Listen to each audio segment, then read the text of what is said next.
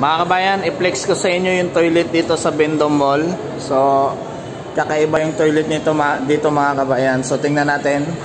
So, ito, nasa loob na tayo ng toilet. Papasok na tayo.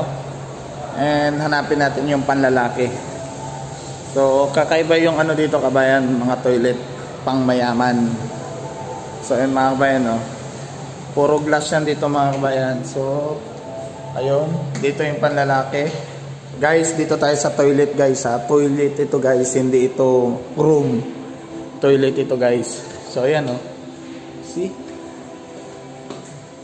So guys, puro glass yan.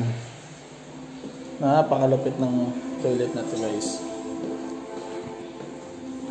See? Oh. Guys, toilet ito guys.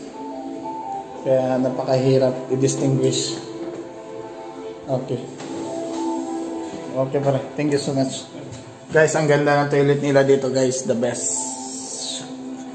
Hindi ko muna kayo isama.